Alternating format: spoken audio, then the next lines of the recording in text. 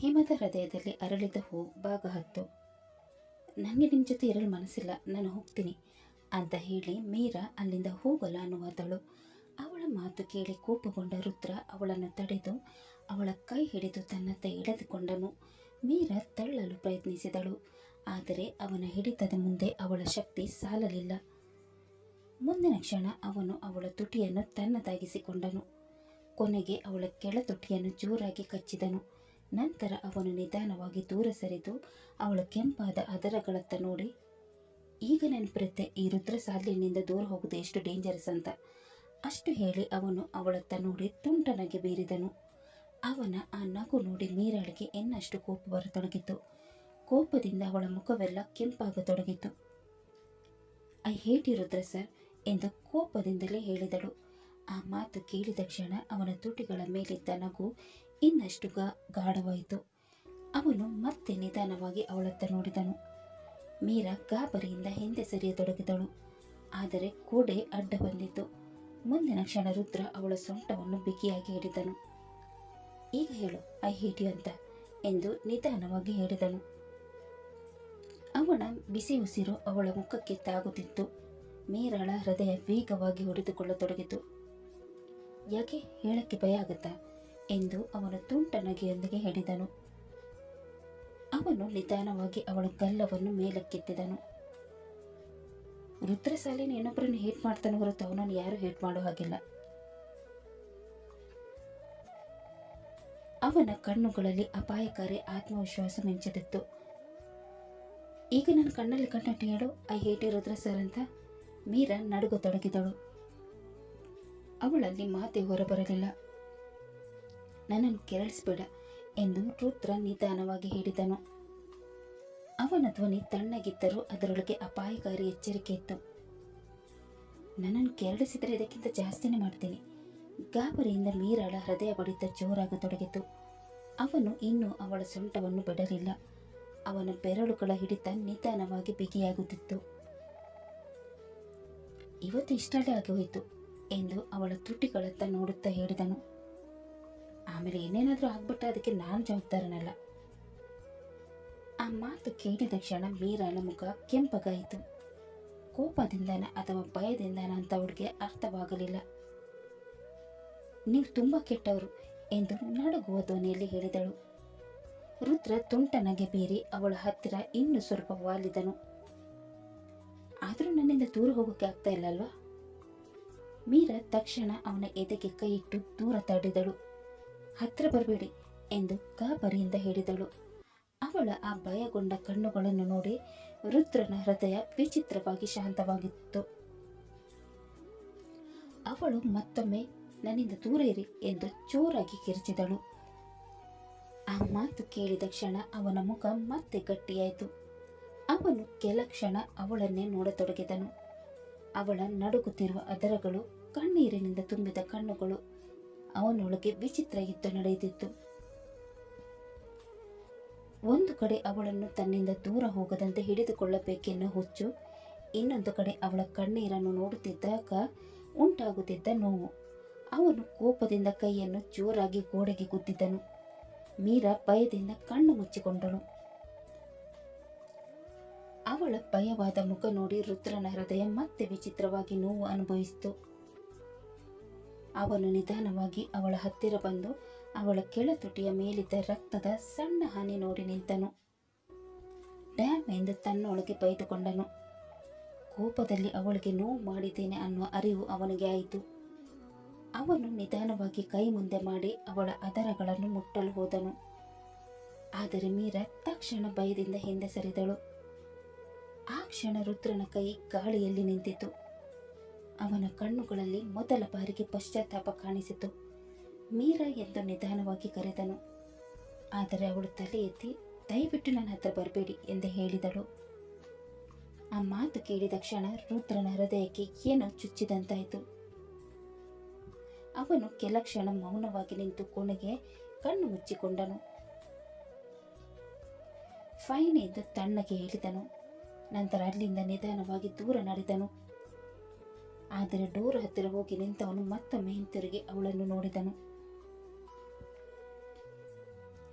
ಗೋಡೆಗೆ ಹೊರಗೆ ನಿಂತು ಅಳುತ್ತಿದ್ದ ಅವಳನ್ನು ನೋಡಿ ಮೊದಲ ಬಾರಿಗೆ ಅವನ ಮನಸ್ಸಿನಲ್ಲಿ ಒಂದು ಭಯ ಹುಟ್ಟಿತು. ನನಗೇನಾಗಿದೆ? ನಿಜವಾಗ್ಲೂ ನಾನು ಇವಳನ್ನು ಕಳೆದುಕೊಳ್ತಾ ಇದ್ದೀನ ಅಂತ ಅಂದುಕೊಳ್ಳತೊಡಗಿದನು. ಕೇಬಿನ್ನಲ್ಲಿ ಇರೋಕೆ ಆಗದೆ ರುದ್ರ ಕೋಪದಿಂದ ಅಲ್ಲಿಂದ ಹೊರಬಂದನು. ಅವನ ತಲೆಯೊಳಗೆ ಮೀರಾಳ ಮಾತುಗಳೇ ಸುತ್ತುತ್ತಿದ್ದವು. ದಯವಿಟ್ಟು ನನ್ನ ಹತ್ರ ಬರಬೇಡಿ.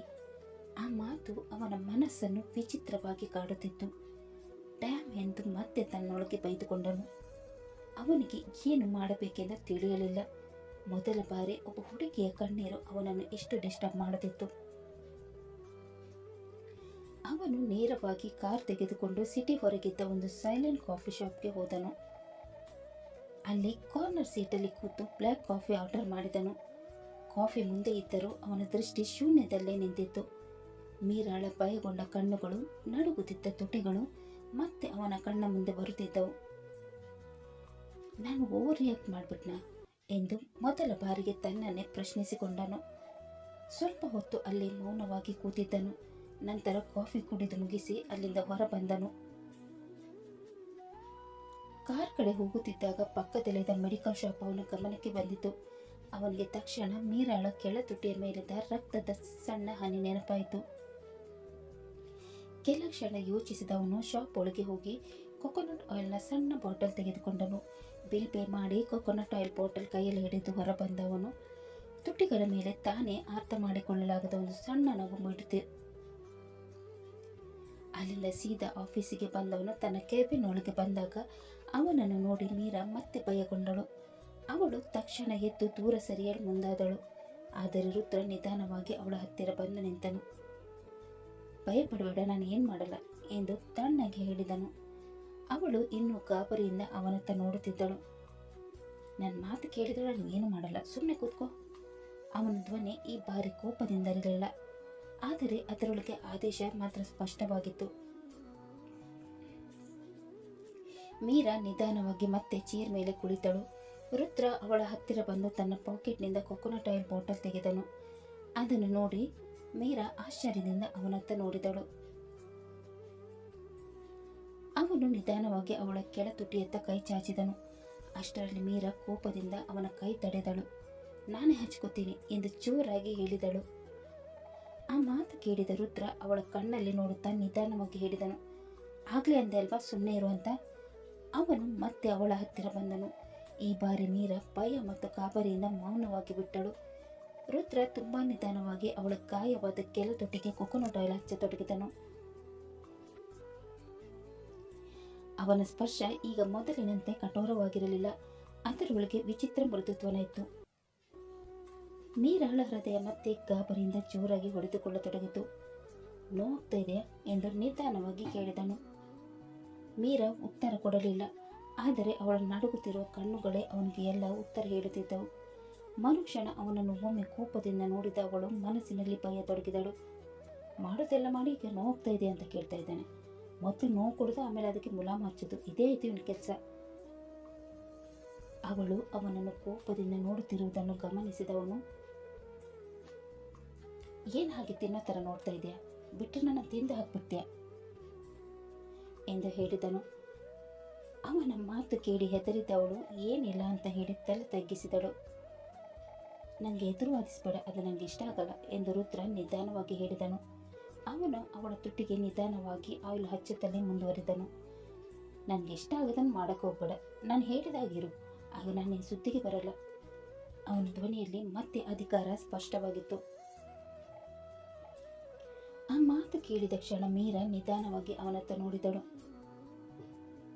ನಿಮ್ಮ ಮಾತು ಕೇಳಿಲ್ಲ ಅಂದ್ರೆ ಎಂದು ನಿಧಾನವಾಗಿ ಹೇಳಿದಳು. ರುದ್ರನ ತುಟಿಗಳ ಮೇಲೆ ಸಣ್ಣ ನಗು ಮೂಡಿತು. ಅವನು ಅವಳ ಹತ್ತಿರ ಸ್ವಲ್ಪ ವಾಲಿ, ಈ ರುದ್ರಸಾಲೇನು ಯಾವ ರೀತಿ ಆಗ್ತಾನೆ ಅಂತ ನಿಮಗೇನು ಗೊತ್ತಿದೆ ಅಲ್ವಾ? ಮೀರಳಿಗೆ ಕೂಡಲೇ ಸ್ವಲ್ಪ ಹೊತ್ತಿಂದ ನಡೆದ ಘಟನೆ ನೆನಪಾಗಿ ಗಾಬರಿಯಿಂದ ದೃಷ್ಟಿ ತಿರುಗಿಸಿಕೊಂಡಳು. ಅದನ್ನು ನೋಡಿ ರುದ್ರ ತುಂಟನಾಗಿ ಬೇರಿದನು. ಗುಡ್, ಹೀಗೆ ನನ್ನ ಮಾತು ಕೇಳ್ಕೊಂಡಿದ್ರೆ ಒಳ್ಳೆಯದು ಎಂದು ನಿಧಾನವಾಗಿ ಹೇಳಿದನು. ಮೀರಾ ಮತ್ತೆ ಮೌನವಾದಳು. ಒಂದು ಕ್ಷಣ ಕೋಪ, ಇನ್ನೊಂದು ಕ್ಷಣ ಕಾಳಜಿ. ನೀವು ನಿಜವಾದಕ್ಕೂ ಯಾವುದು ಅಂತ ಗೊತ್ತಾಗ್ತಾ ಇಲ್ಲ ಎಂದು ಮನಸ್ಸಿನಲ್ಲಿ ಯೋಚಿಸತೊಡಗಿದಳು. ರುದ್ರ ಮಾತ್ರ ಅವಳ ಮುಖವನ್ನೇ ನೋಡುತ್ತಿದ್ದನು. ಅವಳ ಕೆಂಪಾದ ಕಣ್ಣುಗಳು ಹತ್ತಿದ್ದರಿಂದ ನಡುಗುತ್ತಿದ್ದ ಉಸಿರು ಅವನು ಮಾಡಿದ ಗಾಯದ ಕುರಿತು ಅವಳ ತುಟಿಯ ಮೇಲೆ ಸ್ಪಷ್ಟವಾಗಿತ್ತು. ಅದನ್ನು ನೋಡಿ ಅವನ ಹೃದಯದಲ್ಲಿ ವಿಚಿತ್ರ ನೋವು ಮೂಡಿತು. ಮತ್ತೊಂದು ಕ್ಷಣ ರುದ್ರ ಮತ್ತೆ ತನ್ನ ಹಳೆಯ ಗಡುಸಿನ ಧ್ವನಿಯಲ್ಲಿ ಮಾತಾಡಿದನು. ಈ ಥರ ಮುಖ ಮಾಡಿ ಕೂತ್ಕೋಬೇಡ, ನೋಡುವವರೆಗೆ ನಾನು ಏನೋ ತಪ್ಪು ಮಾಡಿದ ಹಾಗೆ ಕಾಣುತ್ತೆ. ಮೀರಾ ಬೇಜಾರಿನಿಂದ ಅವನತ್ತ ನೋಡಿದಳು. ತಪ್ಪು ಮಾಡಿಲ್ವ ನೀವು ಎಂದು ನಿಧಾನವಾಗಿ ಕೇಳಿದಳು. ಆ ಮಾತು ಕೇಳಿದ ಕ್ಷಣ ರುದ್ರನ ಮುಖ ಮತ್ತೆ ಗಟ್ಟಿಯಾಯಿತು. ಅವನು ಅವಳ ಹತ್ತಿರ ಸ್ವಲ್ಪ ವಾಲಿ, ನಾನು ಯಾವತ್ತೂ ತಪ್ಪು ಮಾಡಲ್ಲ, ಮಾಡಿದ್ರು ಅದಕ್ಕೆ ಎಕ್ಸ್ಪ್ಲನೇಷನ್ ಕೊಡೋ ಅಭ್ಯಾಸ ನನಗಿಲ್ಲ. ಅವನು ನೇರವಾಗಿ ನಿಂತು ಕೂಟ್ ಸರಿ ಮಾಡಿಕೊಂಡನು. ಇನ್ನೊಂದ್ಸಲ ನನ್ನನ್ನು ಪ್ರೊವೋಕ್ ಮಾಡಕ್ಕೆ ಹೋಗ್ಬೇಡ, ಆಮೇಲೆ ನಾನು ಏನು ಮಾಡ್ತೀನೋ ನನಗೇನು ಗೊತ್ತಿಲ್ಲ. ಅವನು ಅವಳ ಜೊತೆ ಮಾತನಾಡುತ್ತಿದ್ದರೂ ಅವನ ದೃಷ್ಟಿ ಮಾತ್ರ ಮತ್ತೆ ಮತ್ತೆ ಅವಳ ಗಾಯವಾದ ತುಟಿಯ ಮೇಲೆ ನಿಂತಿತ್ತು. ಅವನು ನಿಧಾನವಾಗಿ ದೃಷ್ಟಿ ತಿರುಗಿಸಿಕೊಂಡನು. ಯಾಕಂದರೆ ತನ್ನೊಳಗೆ ಆಗುತ್ತಿದ್ದ ಬದಲಾವಣೆ ಅವನಿಗೆ ಇಷ್ಟವಾಗುತ್ತಿರಲಿಲ್ಲ. ನಂತರ ಅವನು ಅವಳ ಕಡೆ ತಿರುಗಿ ನೋಡಿ, ನನಗೆ ಮೀಟಿಂಗ್ ಇದೆ, ನಾನು ಮುಗಿಸ್ಕೊಂಡು ಬರ್ತೀನಿ, ಅಲ್ಲಿ ತನಕ ನೀನು ಇಲ್ಲೇ ಇದ್ದು ಫೈಲ್ ಸ್ಟಡಿ ಮಾಡ್ತಾ ಇರು, ಎಲ್ಗೂ ಹೋಗಬೇಡ ಎಂದು ಹೇಳಿ ರುದ್ರ ಅಲ್ಲಿಂದ ಹೊರ ನಡೆದನು. ಅವನು ಹೋಗಿ ಸ್ವಲ್ಪ ಹೊತ್ತಿನ ನಂತರ ಕೇಬಿನ್ ಡೋರ್ ಮತ್ತೆ ತೆರೆಯಿತು. ಒಳಗೆ ಬಂದ ಶೌರ್ಯ ಮೀರಾಳನ್ನು ರುದ್ರನ ಕೇಬಿನ್ನೊಳಗೆ ನೋಡಿ ಆಶ್ಚರ್ಯದಿಂದ ಕೇಳಿದನು. ಅರೆ ಮೀರಾ, ನೀವು ಇಲ್ಲೇನು ಮಾಡ್ತಾ ಇದ್ದೀರಾ? ನಿಮ್ಮ ಡೆಸ್ಕ್ ಹೊರಗಡೆ ಇದ್ದಲ್ವಾ? ರುದ್ರ ಸರ್ ನಾನು ಇಲ್ಲೇ ಕೂರು ಅಂತ ಹೇಳ್ಬಿಟ್ಟು ಹೋದ್ರು. ನಾನು ಇನ್ಮೇಲೆ ಇಲ್ಲೇ ಕೆಲಸ ಮಾಡಬೇಕಂತೆ ಎಂದು ನಿಧಾನವಾಗಿ ಹೇಳಿದಳು. ಆ ಮಾತು ಕೇಳಿ ಶೌರ್ಯನಿಗೆ ಮತ್ತಷ್ಟು ಶಾಕ್ ಆಯಿತು. ಅಣ್ಣ ಯಾರನ್ನು ಕೇಬಿನೊಳಗೆ ಬಿಟ್ಕೊಳ್ತಾ ಇರಲಿಲ್ಲ, ಇವನ್ ಇಷ್ಕಾತಿಗೆ ಕೂಡ ಬಿಟ್ಕೊಳ್ತಾ ಇರಲಿಲ್ಲ. ಇಲ್ಲಿ ನೋಡಿದ್ರೆ ಮೀರಿ ಇಲ್ಲೇ ಕೂತಿದ್ದಾಳೆ, ಇದು ನಿಜವಾಗ್ಲೂ ನನ್ನ ಅಣ್ಣನೇನಾ ಎಂದು ತನ್ನೊಳಗೆ ಹೇಳಿಕೊಂಡನು. ಅಣ್ಣ ಎಲ್ಲಿ ಹೋದ ಎಂದು ಅವನು ಮತ್ತೆ ಕೇಳಿದನು. ಮೀಟಿಂಗ್ ಇದೆ ಅಂತ ಹೋದ್ರು ಎಂದು ಮೀರಾ ಉತ್ತರಿಸಿದಳು. ಅವಳು ಮಾತನಾಡುತ್ತಿರುವಾಗ ಶೌರ್ಯನ ದೃಷ್ಟಿ ನಿಧಾನವಾಗಿ ಅವಳ ತುಟಿಯ ಕಡೆ ಹೋಯಿತು. ಅಲ್ಲಿದ್ದ ಸಣ್ಣ ಗಾಯ ಹಾಗೂ ಕೆಂಪಾದ ತುಟಿ ನೋಡಿ ಅವನ ಮುಖ ಗಂಭೀರವಾಯಿತು. ಏನಾಯ್ತು ನಿಮ್ಮ ತುಟಿಗೆ ಎಂದು ತಕ್ಷಣ ಕೇಳಿದನು. ಆ ಪ್ರಶ್ನೆ ಕೇಳಿದ ಕ್ಷಣ ಮೀರಾ ಗಾಬರಿಯಿಂದ ತಡಬಡಿಸಿದಳು. ಅದು ಕೋಪದಲ್ಲಿ ನನಗೆ ನಾನೇ ಕಚ್ಕೊಂಡ್ಬಿಟ್ಟೆ. ಶೌರ್ಯ ಅನುಮಾನದಿಂದ ಅವಳತ್ತ ನೋಡಿದನು. ಅಷ್ಟೊಂದು ಕೋಪ ಯಾಕೆ ಮಾಡ್ಕೊಳ್ಕೋದ್ರಿ? ನಂತರ ಸಣ್ಣನಾಗಿ ಬೀರಿ ಹೇಳಿದನು. ಅಣ್ಣ ಇರೋದೇ ಹಾಗೆ, ಅವನ ಜೊತೆ ಇರೋರಿಗೆ ಟೆನ್ಷನ್ BP ಎಲ್ಲ ಫ್ರೀಯಾಗಿ ಬರುತ್ತೆ, ನೀವು ಜಾಸ್ತಿ ತಲೆ ಕೆಡಿಸ್ಕೊಳ್ಕೊ ಹೋಗ್ಬೇಡಿ. ಅಣ್ಣ ಏನಾದರೂ ನಿಮಗೆ ತೊಂದರೆ ಕೊಟ್ಟರೆ ನನಗೆ ಹೇಳಿ, ನಾನು ಅವನಿಗೆ ಬುದ್ಧಿ ಹೇಳ್ತೀನಿ. ಅಣ್ಣ ಒಳ್ಳೆಯವನು, ಆದರೆ ನಿಮ್ಮ ವಿಚಾರದಲ್ಲಿ ಯಾಕೆ ಹೀಗೆ ಅಂತ ಗೊತ್ತಾಗ್ತಾ ಇಲ್ಲ. ಮಾತಾಡುತ್ತಿದ್ದ ಮತ್ತೆ ಅವನ ದೃಷ್ಟಿ ಅವಳ ತುಟಿಗಳ ಮೇಲೆ ನಿಂತಿತು. ಮೀರಾಳ ಕೆಂಪಾದ ಮುಖ, ಅವಳು ತಡಪಡಿಸಿಕೊಂಡು ಕೊಟ್ಟ ಉತ್ತರ ನೋಡಿ ಶೌರ್ಯ ಮನಸ್ಸಿನಲ್ಲಿ ಸಣ್ಣ ಅನುಮಾನ ಮೂಡತೊಡಗಿತು. ಕತೆ ಮುಂದುವರಿಯಿತು. ಮೀರಾಳ ತುಟಿಯ ಮೇಲಿದ್ದ ಗಾಯವನ್ನು ನೋಡಿ ಶೌರ್ಯನ ಮನಸ್ಸಿನಲ್ಲಿ ಹುಟ್ಟಿದ ಅನುಮಾನ, ಅಣ್ಣನ ಬದಲಾಗುತ್ತಿರುವ ವರ್ತನೆಗೆ ಶೌರ್ಯ ಯಾವ ನಿರ್ಧಾರ ತೆಗೆದುಕೊಳ್ಳುತ್ತಾನೆ. ಮೀರಾ ಮತ್ತು ಶೌರ್ಯ ಒಟ್ಟಿಗೆ ಇದ್ದುದನ್ನು ನೋಡಿ ರುದ್ರನ ಕೋಪ ಯಾವ ಮಟ್ಟಿಗೆ ತಲುಪುತ್ತದೆ, ಪ್ರೀತಿ, ದ್ವೇಷ, ಅಸೂಯೆ ಮತ್ತು ಅಪಾಯಕಾರಿ ಪೊಸೆಸಿವ್ ನಡುವೆ ಸಿಲುಕಿದ ಮೀರಾಳ ಜೀವನ ಯಾವ ತೀರು ಪಡೆಯಲಿದೆ, ಇವೆಲ್ಲದರ ಉತ್ತರ ತಿಳಿಯಲು ಮುಂದಿನ ಸಂಚಿಕೆಯಾಗಿ ಕಾಯೋಣ. ಅಲ್ಲಿ ತನಕ ಈ ಕಥೆ ನಿಮಗೆ ಇಷ್ಟವಾದಲ್ಲಿ ಲೈಕ್ ಮಾಡಿ, ಶೇರ್ ಮಾಡಿ ಮತ್ತು ಸಬ್ಸ್ಕ್ರೈಬ್ ಮಾಡೋದನ್ನು ಮಾತ್ರ ಮರಿಬೇಡಿ. ಹಾಗೆ ಕಥೆ ಹೇಗಿದೆ ಅಂತ ಕಮೆಂಟ್ ಬಾಕ್ಸಲ್ಲಿ ತಿಳಿಸಿ. ಮುಂದಿನ ಸಂಚಿಕೆಯಲ್ಲಿ ಮತ್ತೆ ಭೇಟಿಯಾಗೋಣ. ಧನ್ಯವಾದಗಳು.